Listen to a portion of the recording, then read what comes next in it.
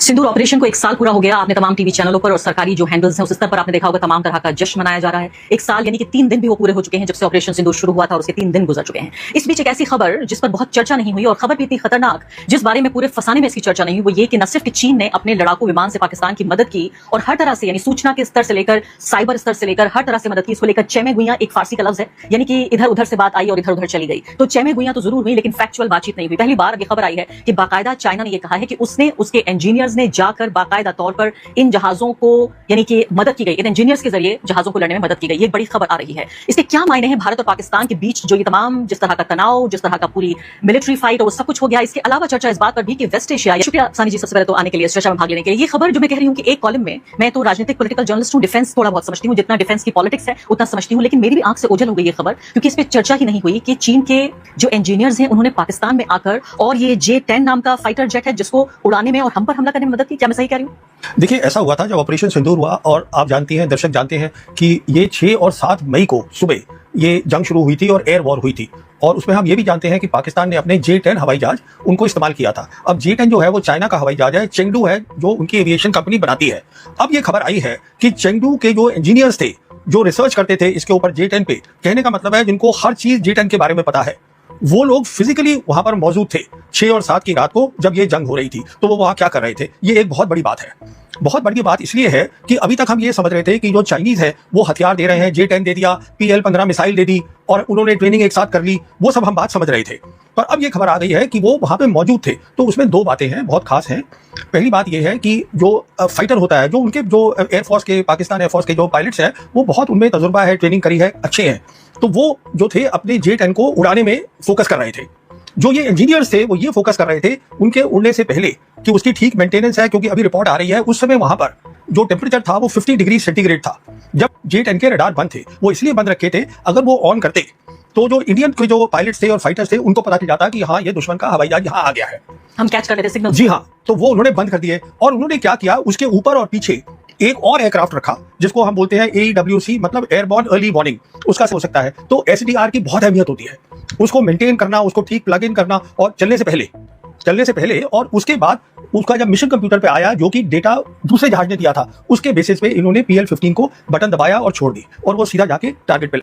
तो मतलब और हम जिनसे जहाज ले रहे हैं फ्रांस से, ना वो हमारे साथ राजनीतिक तौर पर साथ हैं और आप कह रहे हैं वो तो कोड भी नहीं दे रहे हैं। देखिए, न्यूज जो आ रही है, हमें ये कभी पता नहीं चलेगा कि सिंदूर में आखिर हुआ क्या था। हमें ये कभी पता नहीं चलेगा कि हमारे रफाल जहाज गिराए गए या नहीं गिराए गए। मुझे याद है द वायर ने एक स्टोरी की थी और उसमें CNN की स्टोरी को सिर्फ कोट किया था कि 1 या 3 या जितने भी रफाल जहाज गिरा दिए गए, और इसको लेकर फ्रांस में तो इन्वेस्टिगेशन हो रहा है कि रफाल गिराया कैसे जा सकता है, क्योंकि उनके जो पूरा ब्रांडिंग जो उन्होंने रफाल के इर्द गिर्द की उन्हें बहुत भारी नुकसान पहुंचा है। तो इस पर तो वायर की वेबसाइट एक दिन के लिए बंद कर दी गई थी। आप कह रहे हैं मीडिया को बोलना चाहिए? नहीं, वो तो मेरी वेबसाइट भी बंद हुई थी उसी दिन, क्योंकि रफाल का जो रहस्य है वो शायद जब अगली सरकार कभी आएगी तो तभी खुलेगा। अभी तो खुलने वाला है नहीं, तो वो तो बात खत्म हो गई। मैं एक बार सोचती हूँ इसी राजनीति के लिए कि जैसे मान लेते हैं एक बार अगर मोदी जी या हमारे रक्षा मंत्री ये कह दें कि भाई हम जंग कर रहे थे, जंग में हमने उनका 3 गुना नुकसान किया लेकिन 1 गुना नुकसान हमारा भी हुआ, इसमें क्या बदल जाएगा? नहीं, ये तो सरकार जवाब देगी ना। आप, मैं क्या बता सकता हूँ इसके बारे में? आप डिफेंस के अलावा डिफेंस की पॉलिटिक्स को भी समझते होंगे। नहीं, देखिए, ये मैं पॉलिटिक्स तो मैं ये समझता हूँ कि इंडियन एयरफोर्स को काउंटर टेरर ऑपरेशन पे इस्तेमाल करना ही नहीं चाहिए था। ये है सीधी सी बात, क्योंकि इंडियन एयरफोर्स जो है वो हमारी सबसे एलीट सर्विस है। हमने उसको 2019 में इस्तेमाल किया। एयरफोर्स की कमजोरियां बताई उनको कि हमारा जो इलेक्ट्रॉनिक वॉरफेयर है, जो जैमिंग होता है, वो उनका बेहतर देखा गया हमारे से। फिर इसमें कुछ कमजोरियां निकली हैं जो जिसका मैं जिक्र नहीं करना चाहता हूँ। जब खबर बाहर नहीं आती है तो आपको कैसे पता लगता है ये सब? किस चीज? जब ये खबरें बाहर जो मीडिया छापती है, वो देखिए वो ऐसा होता है कि एक तजुर्बा भी होता है, आप देख लेते हैं। हाँ, तो एक तजुर्बा है मेरा भी। मैं भी फौज को 1977 से देख रहा हूँ, तो बहुत कोर्ट में जाके और बाकी जगहों पर जाके अगर कराची के पास करना है तो कैसे कर लेगा? वही मैं आपसे कह रहा हूँ ना कि आप जो है फैसलाबाद नहीं, देखिए, आप पहले वहाँ पख्तूनख्वा वहाँ पहुंच गए 2019 में, खैबर पख्तूनख्वा में, वहाँ आपने मारा बालाकोट में। अभी आप पंजाब में चले गए, 2 जगह वहाँ मारा।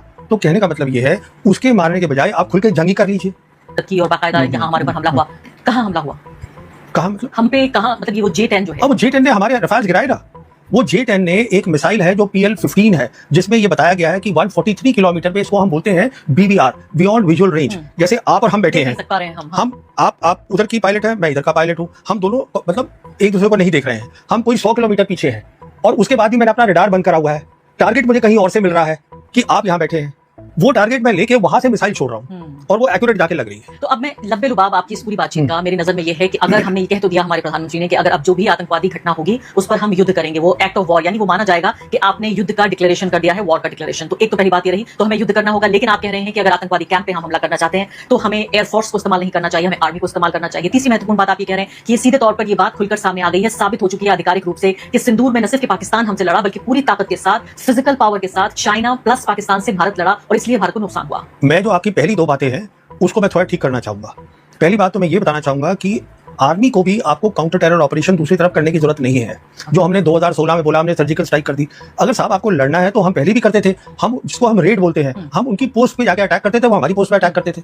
तो सवाल ये है कि आप आतंकवादी जो है, आतंकवादी को तो वो आर्मी सपोर्ट कर रही है ना, तो प्रॉब्लम तो आर्मी है पाकिस्तान की, आतंकवादी थोड़ी ना है। और कब तक कहते रहेंगे आतंकवादी फिर? आतंकवादी का ना तो कोई भाई है, ना कोई बहन है, ना कोई शक्ल है, ना आगे है ना पीछे है। 10 मर जाएंगे, वो 20 और खड़े कर देंगे। लड़ाई तो उनके साथ लड़नी है ना भाई। ये मैं आपको पहली बात बताना चाहता हूँ। जिस तरह के जो आतंकवादी हैं उन्हें तो पाकिस्तान भारत के रक्षा मंत्री होते, प्रधानमंत्री होते, और वहां से लगातार आतंकवादी गतिविधियां हो रही हैं। कभी हमारे 10 लोगों को मार दिया, 20 लोगों को मार दिया, कभी बालाकोट हो गया, कभी यानी अभी पहलगाम हुआ। ऐसे में कोई भी सरकार चुप कैसे रह सकती है? उसे हमला तो करना पड़ेगा। नहीं। और क्या ऑप्शन ये है, आप समझिएगा कि आपका दुश्मन कौन है। तो दुश्मन सबसे पहले तो ये समझिए कि आज पाकिस्तान नहीं है, उसके पीछे चीन भी पूरी तरीके से खड़ा है। ठीक है, तो उसके लिए आपको तैयारी करनी है। वो तैयारी अचानक नहीं हो जाएगी, तो इसलिए सबसे पहले आप उनके साथ शांति करिए। तो बजाय इसके कि हम जश्न मनाएं सिंदूर का, नहीं, वो आप बना लीजिए, मुझे उससे कोई दिक्कत नहीं है, वो भी मना रहे हैं, उससे मुझे कोई दिक्कत नहीं है। मैं ये कह रहा हूं आपकी नीति ये होनी चाहिए कि अगर शांति होगी तो डेवलपमेंट होगी, अगर शांति होगी तो उनको कोई भेजने की जरूरत नहीं है आतंकवादी यहाँ पर।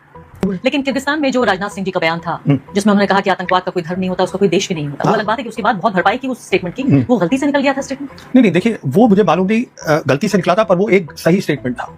वो एक ही स्टेटमेंट था राजनाथ सिंह का जो मुझे समझ में आ गया।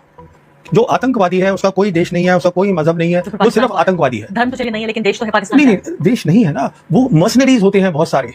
ये मर्सनरीज भी होते हैं ना कि वो, देखिए, हमें देखना है जो हमारा दुश्मन है उसकी शक्ल क्या है कौन, ये तो क्लियर हो जाए। फिर हमने दुनिया भर में अपने एमपीज को भेजा, हमने एक डेलीगेशन भेजा और पाकिस्तान को हम अलग थलग करना चाहते थे दुनिया के स्तर पर, और स्थापित करना चाहते थे कि ये वो देश है जो पाकिस्तान का, जो टेररिज्म का स्पॉन्सर है। अगर कोई टेररिज्म का देश ही नहीं है तो हम अलग थलग क्यों करना चाहते थे पाकिस्तान? देखिए, आप ये कह रहे हैं कि पॉलिटिकल सॉल्यूशन होना चाहिए। मैं ये कह रहा हूँ पाकिस्तान से बातचीत करिए।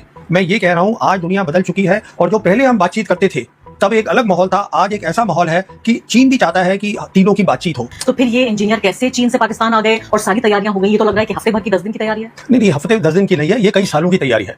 ये 5 अगस्त 2019 में जब हमने जम्मू कश्मीर से 370 हटाया था, उसी समय से, शायद मैंने आपके शो पे पहले भी कहा है कि चाइनीज लीडर खुलेआम बोलते थे कि हम पाकिस्तान की टेरिटोरियल इंटीग्रिटी, सॉवरेनिटी को हम सपोर्ट करेंगे।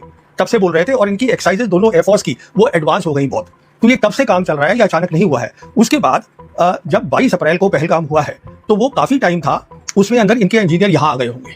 बालाकोट में हमने पहली बार 2019 में हमने एयरफोर्स का इस्तेमाल करा था, तो पाकिस्तानी उसके लिए उनको उम्मीद नहीं थी। इस बार तो वो तैयार बैठे थे, इस बार तैयार बैठे थे। जो सैटेलाइट्स थे चाइना के, वो उन्होंने उनको वो भी बताया कि हमारे कहाँ का एयरक्राफ्ट है। वो तो सिर्फ इसलिए बैठे थे कि हम एक बार अपनी मिसाइल छोड़ें और वो मिसाइल पाकिस्तान की एयर स्पेस को अंदर चली जाए तो वो हमला करेंगे। और उस हमले में कहने का मतलब ये है, अगली बार जब ये जंग होगी, जब दिक्कत होगी, तो हमें ये मान के चलना है कि ये पाकिस्तानी पायलट अकेले नहीं है, उनके साथ चाइना के इंजीनियर्स। एग्जैक्टली, मैं इसी बात पे आने जा रही थी कि अब तक जिस बात को राज की तरह रखा जा रहा था कि भाई प्रवीण साहनी ये कह रहे हैं कि चीन पाकिस्तान के साथ है और इसलिए ऐसा हो गया, फलां जो सिक्योरिटी एक्सपर्ट है वो कह रहे हैं, मैंने कभी आधिकारिक स्तर पर इस बात को नहीं सुना, भी चीन का जिक्र इसमें नहीं हुआ। अब ये पहली बात तो मुझे इसकी पॉलिटिक्स समझाइए कि अगर चीन इसको कन्फेस कर रहा है कि हाँ हमने अपने इंजीनियर भेजे, इसके मायने क्या है? क्या वो भारत को और उसके जख्मों को रगड़ रहा है? क्या भारत को वो चुनौती दे रहा है कि देखिए मैं इस बात को कन्फेस करता हूं कि आपके सिंदूर ऑपरेशन में जो आपने हमला किया था पाकिस्तान के ऊपर, मैंने पाकिस्तान का साथ दिया?